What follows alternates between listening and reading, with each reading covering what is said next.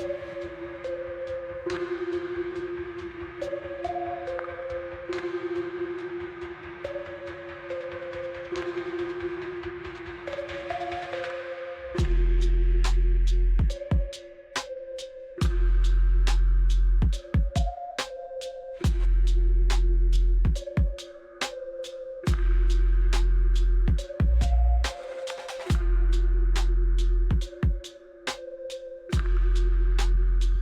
almost revolution time.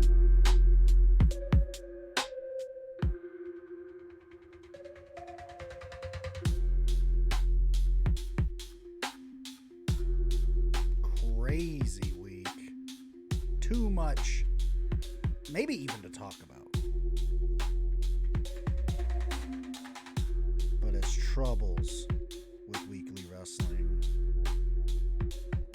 Thank you all for being here. And we got a great show this week. We really do. We as in me, of course, because I'm a nut job sitting in my office talking to myself, but I'm not, because I'm talking to y'all. And y'all have been out. You have been vocal about the pod, and I really appreciate all of y'all on BlueSky, like even on Threads. You know, Threads still over there. You know, it's still a thing. So, you know, I'm gonna use it till the wheels fall off, and it looks like the wheels are probably gonna fall out pretty soon. But we will cross that bridge when we get there. There's a lot of shit to get into this week. I mean, a lot of good, a lot of really good, even some great stuff to talk about. And let me tell you, we are going to talk about one of the worst fucking promos that I've ever seen in my entire life on this earth. And that is a long time, folks. Let's get into the great, because we started off last week's Dynamite with truly a great one. This segment between MJF and our favorite cowboy, Hangman Adam Page, was remarkable. I really especially loved, because of the venue that they were at in Phoenix being a traditional theater setup, they really were forced to shoot this entire show differently, and specifically in-ring talking segments. And I loved what they did, which was that underneath camera angle looking directly at the speaker.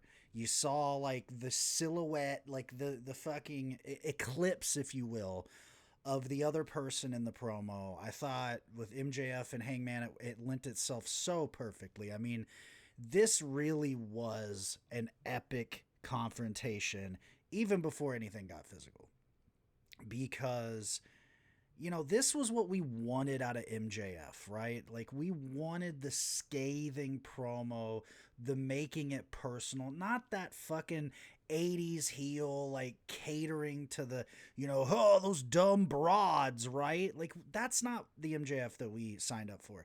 We signed up for the MJF that is going to eviscerate your soul on the microphone. Just you. What's the need to generally attack a group of people on this planet Earth, right? Why? Just say, hey, Hangman, you're a fucking loser. You hate yourself. He went deep on this fucking thing. And the best part of it, in my opinion, was, you know, MJF saying all this shit, right? And then at the end, Hangman's just like, yeah, well, you know what? I'm real. And this sets MJF off. Like, that's what I love about this angle right now, is that you can see the jealousy in MJF. And I think there's probably some reality to that. If you really think about it, I think it wouldn't be wild for us to speculate that, I mean, obviously MJF thinks that he is the top guy in AEW. And at one point, it was not even close. And he's still in that echelon. I would still put him in the top 3 in AEW easily. I would say top 3 right now in AEW: Swerve, Hangman, MJF, in terms of overall package. Now, momentum, I wouldn't do that. I would bump him down quite a bit, because, I mean, it's not even his fault, but he did that ridiculous 2-week or whatever it was bullshit with Jeff Jarrett that did nothing for anyone. And then it just feels like he sort of, was doing bizarre shit like the Roderick Strong match at World's End. He's definitely been put on the back burner. This is easily, though, him going, hey, I'm still MJF. I was the longest reigning AEW champion of all time. And it kills him. And he even mentioned it in the promo that you're the main character around here, Hangman. He hates that. He really, somewhere deep down, obviously he's a professional. Obviously he's great at what he does. I'm not saying it's a fucking shoot. I'm not stupid, but I think they're doing a great job of lending the reality that is there to the angle. And that's just fucking perfect pro wrestling. So, and also, just before I even get into any more, I mean, Phoenix, you guys were fucking awesome. There was a couple people that I interact with online that were there. Shout outs to Wrestle Snark. He was there from Threads. Yeah, and everyone, by all accounts, was like, this was as good of a live wrestling show as I've seen. So that'll tell you right there. So there's that. Then the first match, my boys, the Ops. I know that the Ops name has been sort of, I would say polarizing, but I love it. I think it lends itself to these three guys, Hook, Shibata, and Samoa Joe. They took on the Patriarchy in the trios match. This was a great match. Kip Sabian is leveling up here. He's like silently leveling up. I think a lot of people have been so used to focusing on Christian and Nick Wayne and Mama Wayne, I guess, that they forget that, Kip Sabian's a hell of a fucking worker. And he's really done a great job in this little minion role. And Joe makes him pay. Joe and Shibata just chopped the ever-loving fuck out of him. This was beautiful all around. And the Ops get the win. I mean, I can't complain. And I will be copping that t-shirt when I do get paid next. And so there you go. I mean, there really isn't much else to say here. I really would love an Ops Death Riders trios match maybe at Revolution. I mean, why not? I like that what Tony's figuring out is, oh, right, I have trios titles. So all the guys that I don't have anything for as singles, why don't I just make some trios here? And let's keep the ball rolling and give the people quality pro wrestling every week. I love it. So I'm all there for the Ops.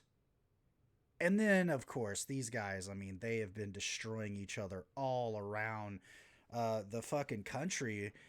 And it's Powerhouse Big Bill, the street fight, the final little, they've been fucking around. There's been beatdown segments, not a full match. This was great.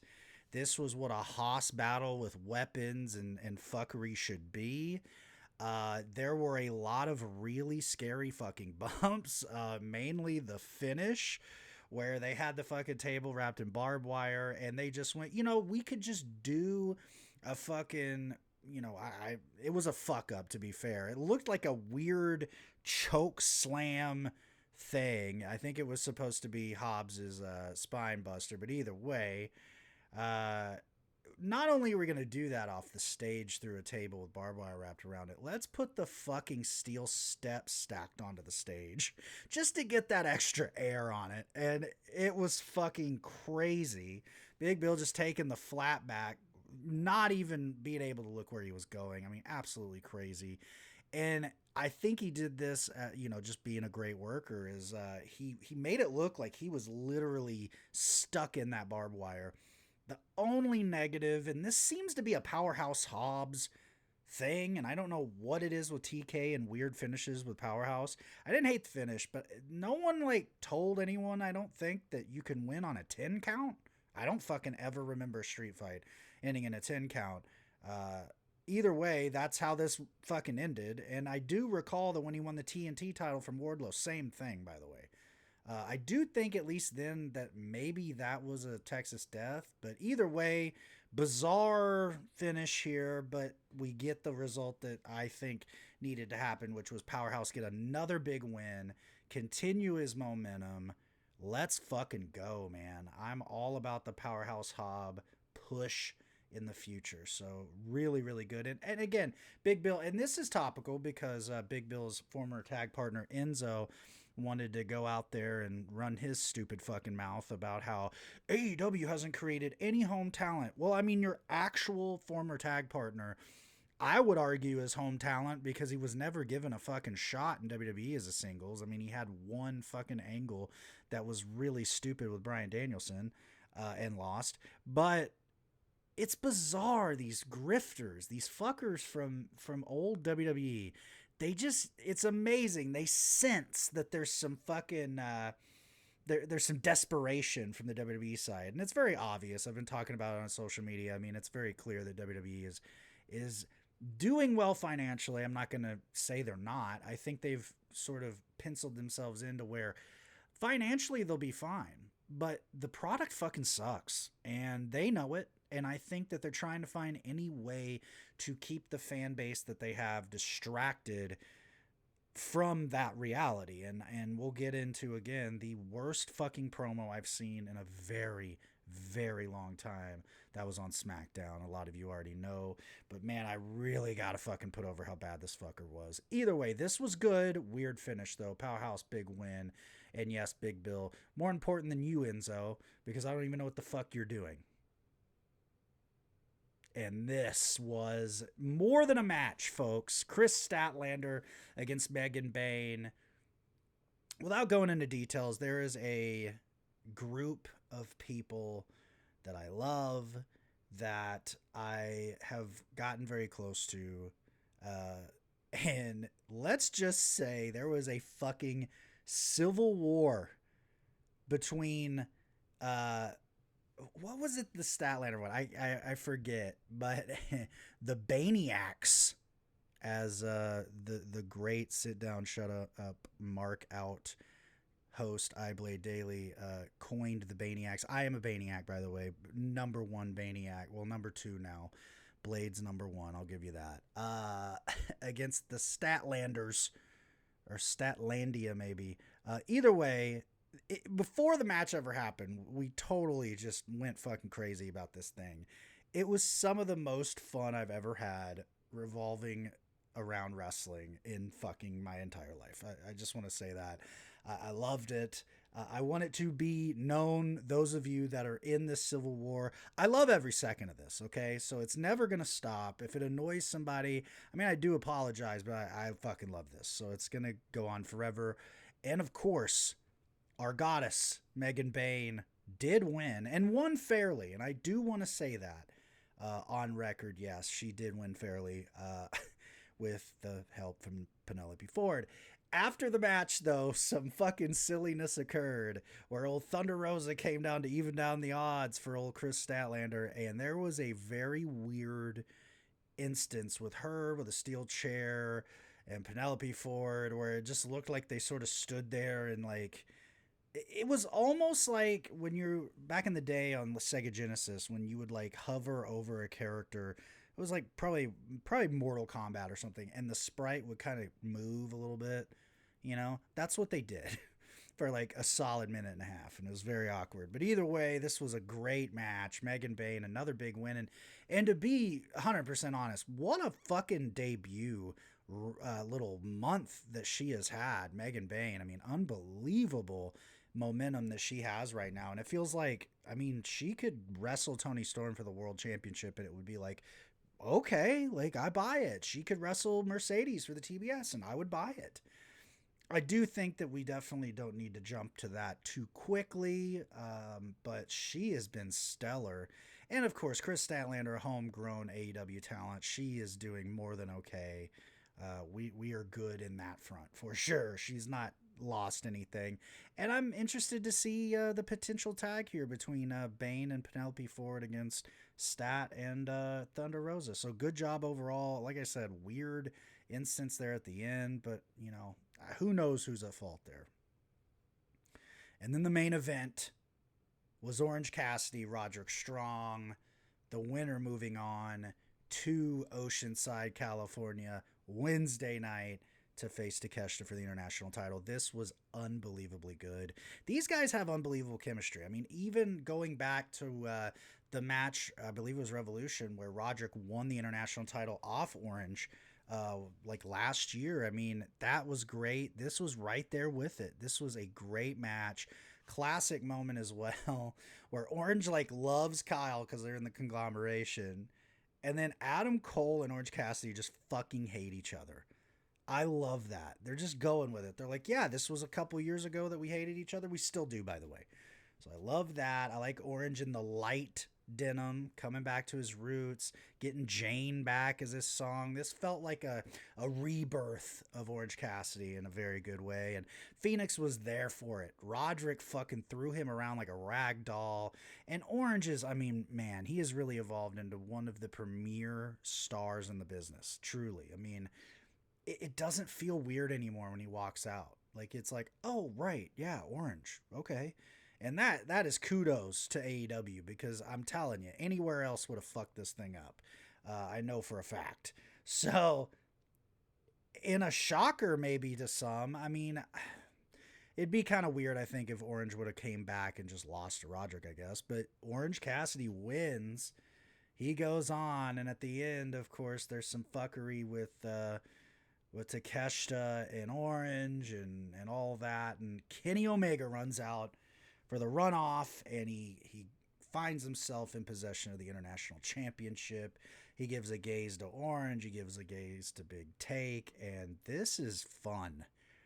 And a lot of people are speculating that this might actually end with a three-way match at Revolution. I'd be more than happy with that.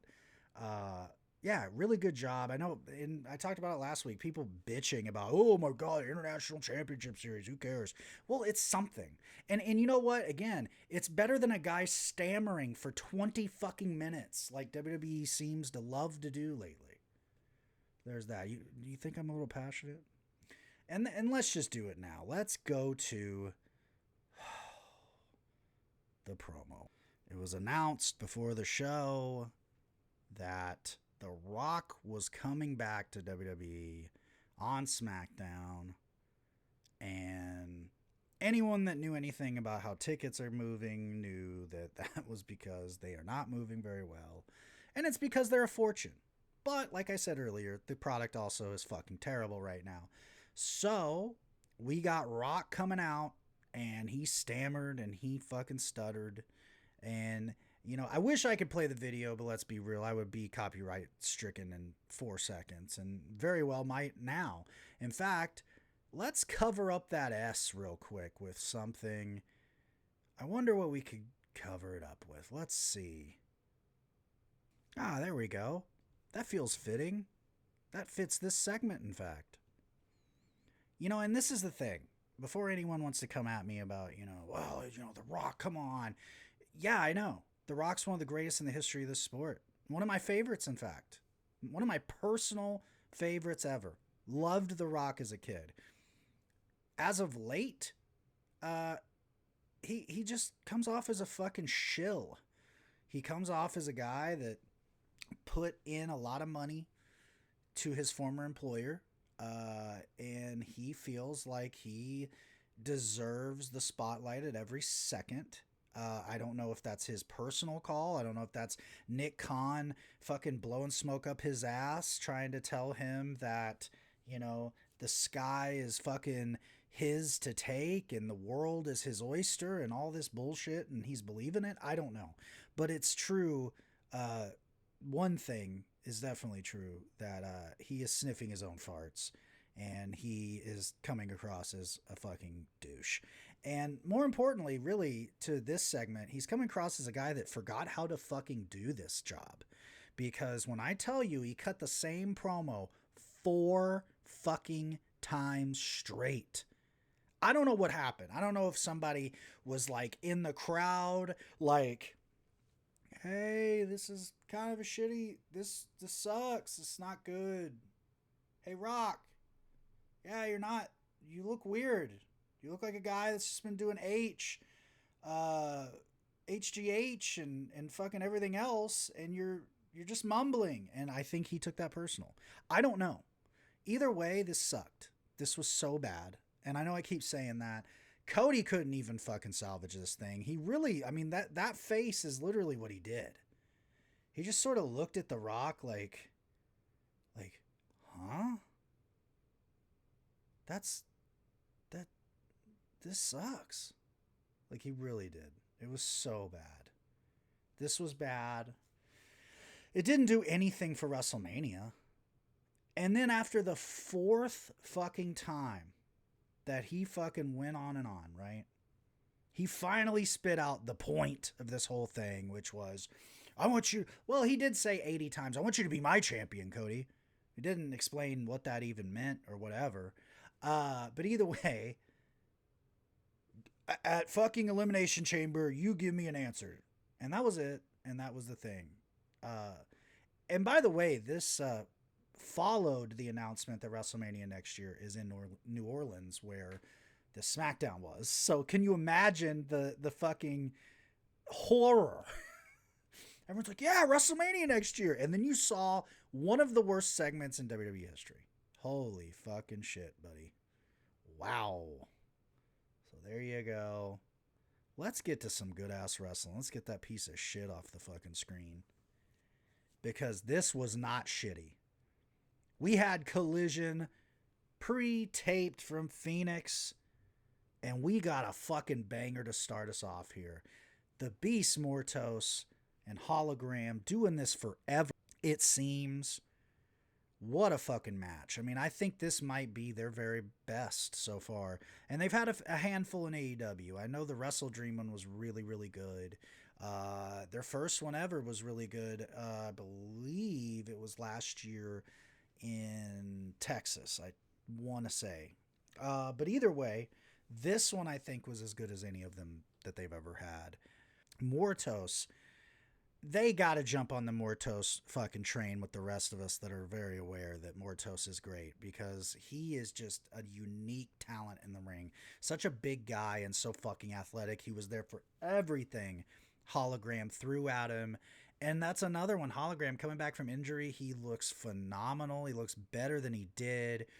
I think the color change really lends itself to this now. I wasn't really as big on the first outfit. This one I like more. And at the end of the day, I'm all about some lucha on my TV, and these guys brought it in droves. This was a great match. And at the end of the day, Hologram gets the win. Mortos looks like he's going to do something about it at the end of the match. Commander comes out, the Ring of Honor World TV Champion, runs him off. Hologram and Commander, they fucking taunt. And yeah, I'm all about LFI against these two guys. This is fun. And again, it's something that gives guys that have been sitting at home doing nothing something. I mean, I'm tired of really good talent just sitting at home. There's no point in that. And then after this match, we got the crazy announcement. We've been waiting. Like, you know, we've heard that Josh Alexander left TNA. We heard that a lot of people were leaving different companies.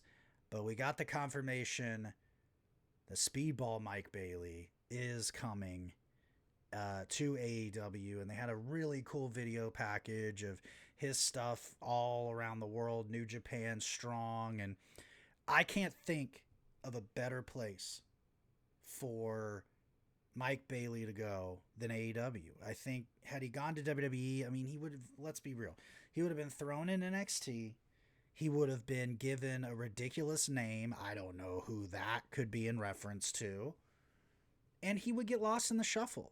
I mean, I don't think he's a talent that could necessarily. It's not like me shitting on him, obviously, but I just know WWE, and I've seen it. Look at Ethan Page. Look at Lexus King. Oh, he's got the Heritage Cup. Okay. You know, like, right now, unless you're already a guy that's been to WWE, why would you go to WWE thinking that you're going to get the world given to you? I wouldn't understand that. And I think AEW is the right place for Mike Bailey's style. He's got immediately so many great guys he can wrestle. And last night, in preparation of him coming to AEW, I put on the Maple Leaf Pro match that he had with Takeshita for the international title, and it got me very excited for what's to come with Speedball Mike Bailey in AEW. Huge thing for AEW to announce, and again, it gives you a reason to like oh man, same old guys. Well, they're not doing same old guys over here. They're really not. And there she is, the biggest, the fastest rising star, at the very least, especially in the women's division. Harley Cameron came out, cut another great promo, and she's just solid. You know, I mean, she really does feel like she is rising. I think she is going to end up being a huge star for AEW, and that's really good because this is the perfect time. The women's division as a whole is on such a level up right now, and we'll get into the Julia Hart and Queen Aminata match, which holy shit. But Harley Cameron fits in that mold, and honestly, this time last year she wouldn't have. One of my absolute favorites from New Japan, Gabe Kidd, making his AEW debut on Collision. This was fun. It wasn't as long as maybe I wanted it to because I do like Butcher. But they beat the ever loving fuck out of each other, and it wasn't long. Gabe Kidd hit that pile driver. You're done. The strong openweight champion wins. And this is great. This is another one. Like, you've got these working agreements. Why not use them? I would love Gabe Kidd to be AEW full time. I think he would fit in well. Glad to see Butcher on my TV, even if he is doing the job. And yeah, I mean, I'm very interested to see where Gabe Kidd goes. I did see a theory that perhaps he challenges Daniel Garcia for the TNT title Revolution. I'm fucking all there for that. Those are two guys that I think go together very well. And on a little addendum to this, a little like appendix, if you will, to this match was on social media after Collision, the announcement that Clark Connors is also coming to AEW, the War Dogs co-member with Gabe Kidd. So now we got a little bit of an invasion going down, it looks like, from New Japan, and I'm all for it. Give me more of that kind of shit. I've always been a fan of that. Even back in the day with WCW in New Japan, you'd have like Muda on a random Nitro. Fuck yeah, let's do it.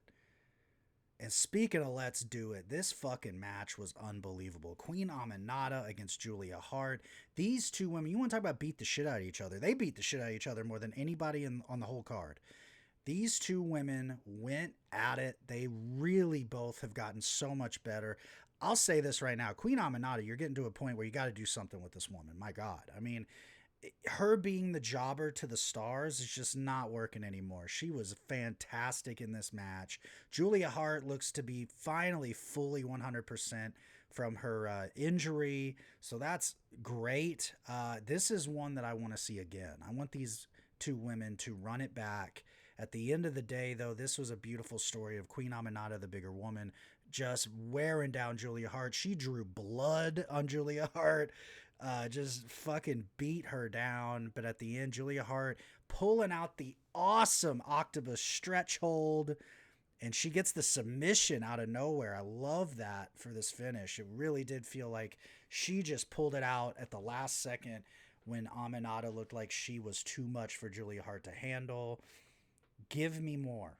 That's all I got to say. Give me also, by the way, Queen Aminata against Megan Bayne. Sooner than fucking later. Also, Julia Hart, I feel like could move up to that world title division. I mean, I would love to see a Julia Hart timeless title match not too long from now. That would be tremendous. I'd love to see Queen Aminata in a title match against Timeless as well. The only thing is she needs a lot more momentum. I mean, she's just lost too many matches. She needs to start getting more wins. And if not, fucking bring her to Ring of Honor and make her the top woman. Because it seems clear that Athena is ready for that move up. And it's more than time for that as well. The Murder Machines destroyed people. It was great. We got a promo.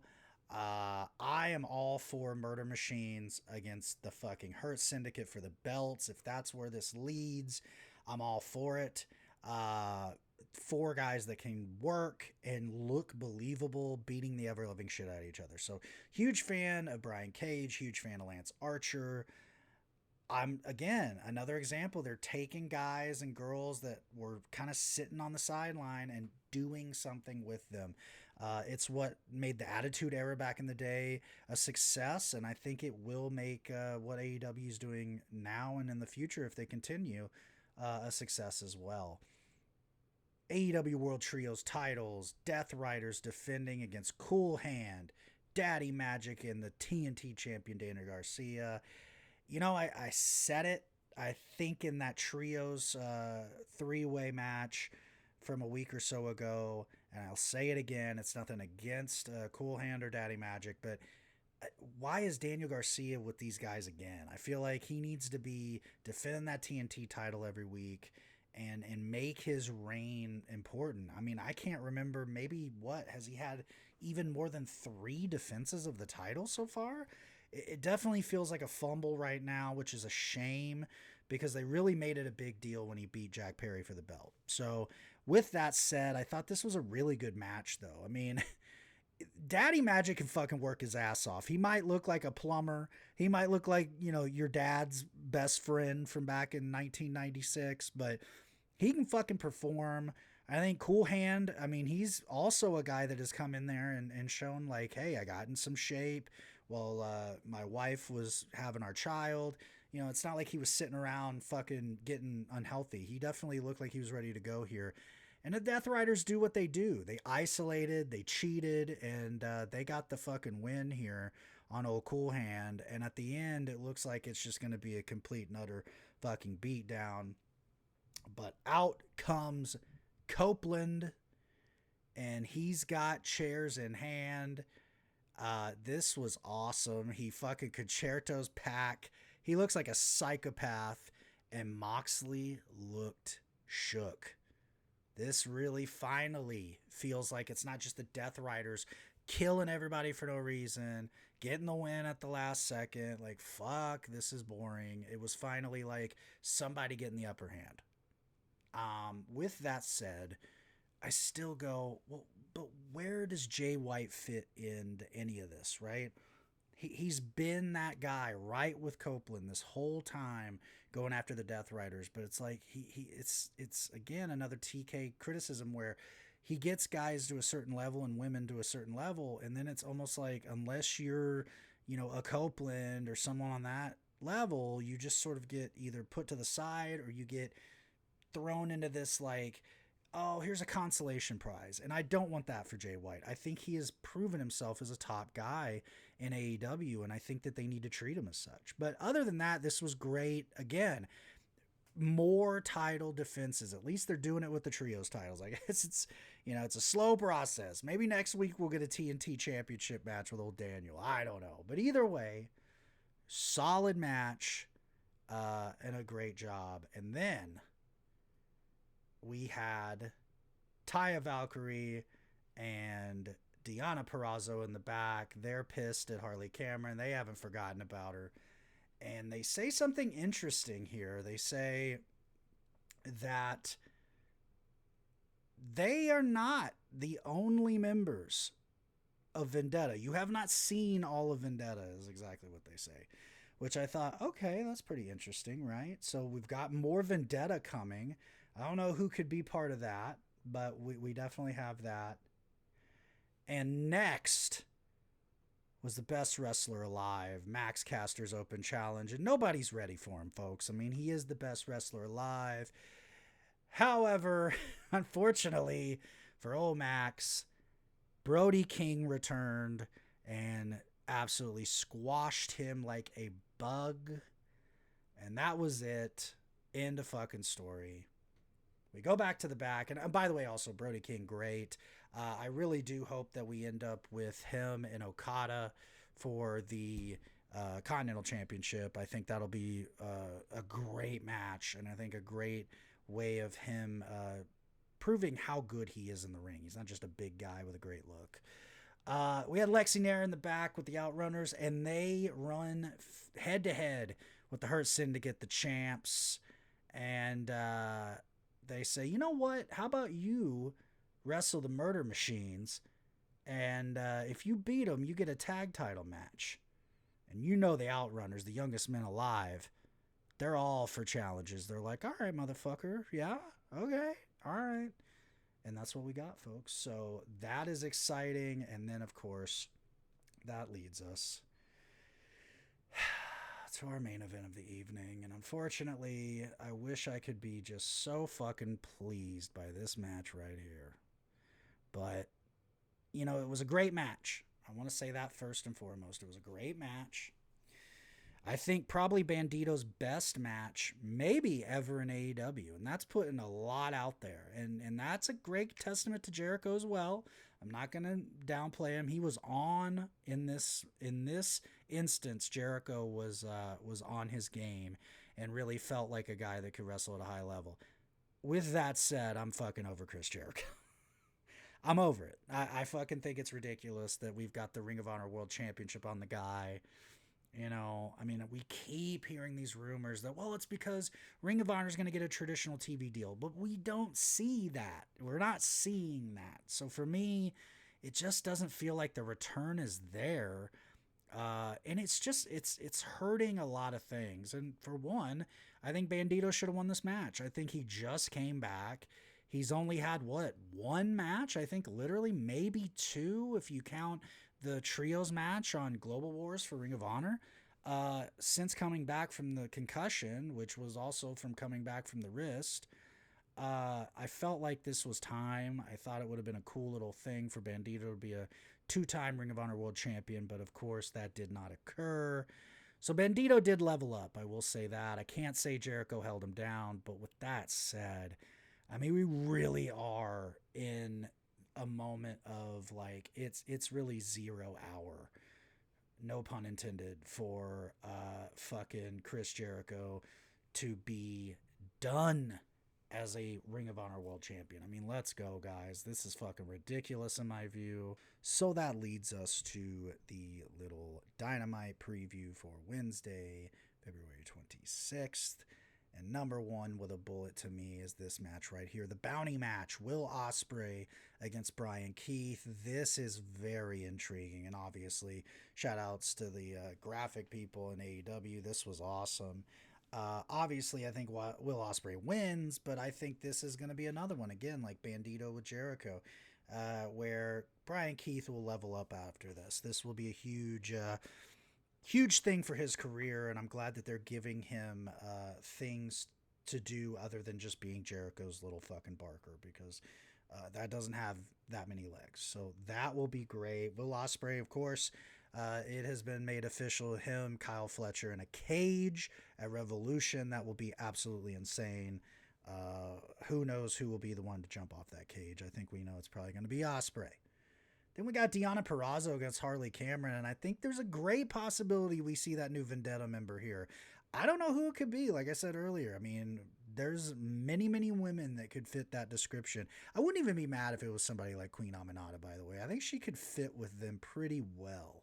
So, yeah, there's a lot of intrigue around this, and another way for Harley Cameron to show how good she really is against a great wrestler, because we all know Deonna Purrazzo is a great wrestler. So again, more women on TV, the better. They've got a great women's division, so why not showcase it? And then easily the main event of the night will be this one right here. Konosuke Takeshita, the international champion, against Orange Cassidy, the most decorated international champion of all time. This will be a classic for the championship, and more importantly, to go on to face Kenny Omega for that title at Revolution. I said it earlier, I'd be fine with a 3-way if this ends up a draw or like a double DQ fuckery thing. That would be fine, but I want it to be a great match. With that said, I do think that it ends up being Takeshita Omega at Revolution, and what a goddamn match that will be. Of course, we did see it once before at All Out, and that was a instant classic as well. So another banner Dynamite ahead. Again, AEW right now has been hitting all cylinders lately. They are cooking with gas, all the fucking cliches that you want. It's been fun to watch AEW every week. And it's important. Again, I guess it's rant time, but I do think it's important, yes, do they do things wrong? Sure. I think every company does, but I think it's important that we remember that we have a viable option outside of WWE. And now more than ever, that's very important. And I whether you're a WWE fan or not, I hope that we all can just sit back and enjoy the fact that we have a really vibrant wrestling business right now. And that goes for everything. I watched DDT last night, the D Generations Cup final. I mean, there's so much out there. So whatever you don't like, and I know I shit on that Cody and Rock thing. And it's mostly out of fun, but I also think it's important to fucking hold them accountable. Don't let WWE continue to fucking do the propaganda that they can just, change the fucking narrative. No, you guys look really fucking shady. And until you prove you're not shady, I'm going to be critical. But with that said, I'm not going to sit here and say if you're, a fan of them, you're wrong or whatever. All I'm going to say is I hope that we can all rejoice in the fact that wrestling is as healthy now as it's been really since WCW. And rather than arguing about attendance figures and LOL, you're lame, maybe just love what you love and move on. Maybe love what you love and rejoice in that. Find your tribe. Find the people that you click with, that think the way that you do. And don't let people tell you that that's an echo chamber. There's a difference. If you only listen to those people and you don't better your own self, then yeah, that's an echo chamber. When you aren't challenging your own brain. But do we really need strangers online to constantly berate us for what we like? No. So I say this. My final word of this podcast is, you know what? Love what you love who you love, and tell them to go fuck themselves. If they don't like it, kick fucking rocks. Go fucking enjoy what you enjoy.